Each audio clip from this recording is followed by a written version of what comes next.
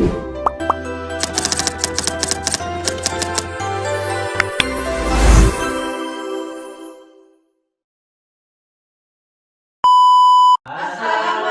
warahmatullahi wabarakatuh. Halo semua.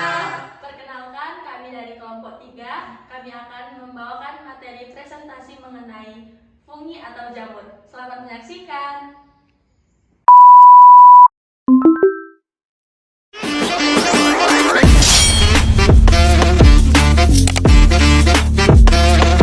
Saya yang terhormat Ibu Nurfeda Munir, SSI MBioTech, selaku dosen pengampu pada mata kuliah mikrobiologi. Dan salawat serta salam tak lupa kita panjatkan kepada junjungan Nabi besar Nabi Muhammad SAW yang telah membawa kita dari alam gelap gulita menuju alam terang benderang. Baik, untuk mengefisiensikan waktu, langsung saja kepada pemateri pertama, saya persilahkan. Baik, di sini ada pengertian fungi. Fungi adalah kelompok organisme eukariotik yang memiliki inti sel yang tidak berklorofil dan memperoleh makanan dengan cara menyerap zat organik dari lingkungan sekitarnya. Fungi dapat bersifat sebagai pengurai, dekomposer, parasit atau hidup bersimbiosis. Contohnya adalah jamur, ragi, dan kapang. Nah, ada beberapa struktur fungi. Yang pertama yaitu dinding sel tersusun dari kitin. Nah, ini berfungsi melindungi dan membentuk sel. Yang kedua yaitu membran sel yang mengandung ergosterol. Yang ketiga yaitu inti sel nukleus. Nah, ini berperan dalam pengetahuan, aktivitas, dan reproduksi. Berikutnya hifa. Nah, hifa merupakan benang-benang penyusun tubuh jamur. Selanjutnya miselium. Miselium adalah kumpulan hifa yang membentuk tubuh jamur. Yang terakhir yaitu pada jamur tingkat tinggi terdapat tubuh buah atau biasa dikatakan dengan sporokorap sebagai tempat pembentukan spora. Berikutnya ada klasifikasi fungi. Ada beberapa. Yang pertama adalah Zygomicota, yang ciri-cirinya yang pertama hifa tidak berserat atau asepta. Yang kedua reproduksi secara seksual melalui pembentukan zygospora, dan umumnya hidup sebagai saprofit pada makanan dan bahan organik yang membusuk. Contoh jamurnya adalah Rhizopus stolonifer atau jamur roti dan Mucor sp. Contoh produk yang dihasilkan dari jamur ini adalah yang pertama tempe atau produk yang dihasilkan dari jamur Rhizopus oligosporus, berperan sebagai agen fermentasi kedelai. Yang kedua, enzim amilase dan protease dihasilkan oleh Rhizopus dan Mucor untuk industri makanan. Dan yang terakhir ada asam fumarat, yaitu bahan tambahan pangan dan industri kimia diproduksi oleh Rhizopus.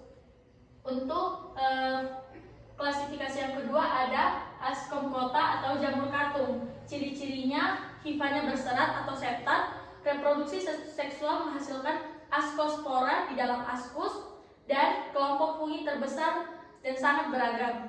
Contoh jamurnya adalah Saccharomyces cerevisiae atau ragi, Penicillium, dan Aspergillus.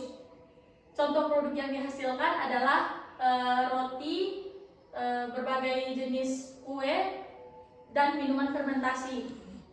Menggunakan Saccharomyces sebagai ragi untuk fermentasi. Yang kedua ada sebagai antibiotik penicillin, dihasilkan oleh Penicillium. Dan yang ketiga ada asam sitrat, bahan industri makanan dan minuman diproduksi oleh Aspergillus niger. Yang ketiga ada Basidiomycota, yaitu jamur basidium. Ciri-cirinya hifa berserat, reproduksi seksual menghasilkan basidiospora di dalam basidium, dan banyak membentuk tubuh buah besar seperti jamur payung. Contoh jamurnya adalah Agaricus bisporus, Volvariella volvacea, Lentinoella edodes, dan Ganoderma. Contoh produk yang dihasilkan adalah jamur kancing, jamur merah, jamur shiitake, dan jamur tiram. Dan juga biasanya digunakan sebagai produk herbal dan obat tradisional. Dan yang terakhir ada Deutermocota, yaitu ciri-cirinya tahap reproduksi seksual belum diketahui, tidak seperti fungi pada beberapa fungi sebelumnya dan berkembang biak secara aseksual dengan kondia. Sebenarnya sebagian besar termasuk Ascomycota. Contoh dari fungi tersebut ada Trichopton, Epidermot, dan Musarium. Contoh produk dan dampaknya, yang pertama ada antibiotik dan enzim tertentu, yang kedua ada produk biokontrol, dan yang terakhir sebagai obat anti jamur. Baik, selanjutnya saya serahkan kepada pemateri. Baik, di sini saya akan membahas tentang morfologi fungi, yaitu bentuk dan struktur luar dari jamur. Pada fungi, tubuh dapat berupa uniseluler, contohnya ragi atau multiseluler. Nah, fungi umumnya tersusun atas benang-benang halus yang disebut hifa, dan kumpulan hifa membentuk jaringan yang dinamakan miselium. Berdasarkan sekatnya, hifa dibedakan menjadi hifa bersekat atau septat dan hifa tidak bersekat atau aseptat atau senositit. Nah, tubuh fungi tidak memiliki akar, batang, dan daun seperti tumbuhan, sehingga strukturnya lebih sederhana. Bentuk pada fungi ada beragam, ada yang berbentuk benang seperti kapang, berbentuk bulat seperti satu sel seperti ragi, ada pula yang berbentuk tubuh buah seperti jamur payung.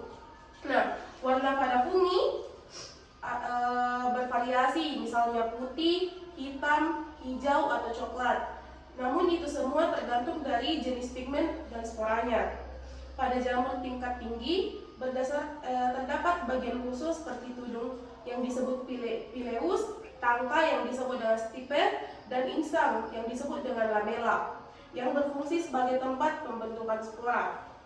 Nah, di sini saya akan selanjutnya akan membahas sitologi fungi yang membahas tentang struktur sel penyusun jamur. Nah, pada sel fungi merupakan eukariotik sehingga memiliki inti sel yang disebut nukleus yang dibungkus dengan membran inti. Nah, pada dinding sel fungi tersusun terutama dari kitin, bukan selulosa seperti pada tumbuhan.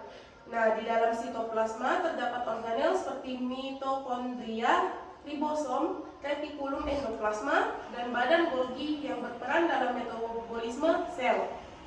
Fungi tidak memiliki klorofil, sehingga tidak dapat melakukan fotosintesis dan memperoleh makanan secara heterotrof dengan cara menyerap zat organik dari lingkungan. Vakuola pada sel fungi berfungsi menyimpan cadangan makanan dan mengatur tekanan osmotik sel. Beberapa fungi memiliki lebih dari satu inti dalam satu sel hifa yang menunjukkan adanya kondisi multinuklear. Nah, adapun ciri khas dari fungi, yang pertama, fungi merupakan organisme eukariotik, artinya sudah memiliki inti sel sejati. Yang kedua, fungi tidak memiliki klorofil. Nah, adapun ciri khas dari fungi atau jamur, yang pertama, fungi merupakan organisme eukariotik, artinya sudah memiliki inti sel sejati. Yang kedua, fungi tidak memiliki klorofil sehingga tidak bisa melakukan fotosintesis seperti tumbuhan. Karena tidak bisa membuat makanan sendiri, fungi bersifat heterotrof, yaitu memperoleh makanan dengan cara menyerap zat organik dari lingkungannya. Selanjutnya, dinding sel fungi tersusun dari kitin, berbeda dengan tumbuhan yang tersusun dari selulosa. Tubuh fungi umumnya terdiri dari benang-benang halus yang disebut hifa, yang kemudian membentuk miselium. Namun ada juga yang hanya terdiri dari satu sel seperti ragi. Fungi berkembang biak dengan spora, baik secara seksual maupun aseksual. Dalam kehidupannya, fungi dapat hidup sebagai saprofit, parasit, maupun simbion. Dan terakhir, cadangan makanan pada fungi disimpan dalam bentuk glikogen. Itulah tadi materi mengenai fungi atau jamur. Adapun kesimpulan yang saya dapat simpulkan yaitu fungi adalah organisme heterotrof yang tidak berklorofil dan berkembang biak dengan spora. Mereka berperan penting sebagai pengurai serta memiliki manfaat di bidang pangan dan kesehatan. meskipun sebagian dapat merugikan karena menyebabkan penyakit. Jadi itulah tadi materi mengenai fungi dari kelompok kami. Lebih dan kurangnya mohon dimaafkan. Wabillahi taufiq wal hidayah. Assalamualaikum warahmatullahi wabarakatuh.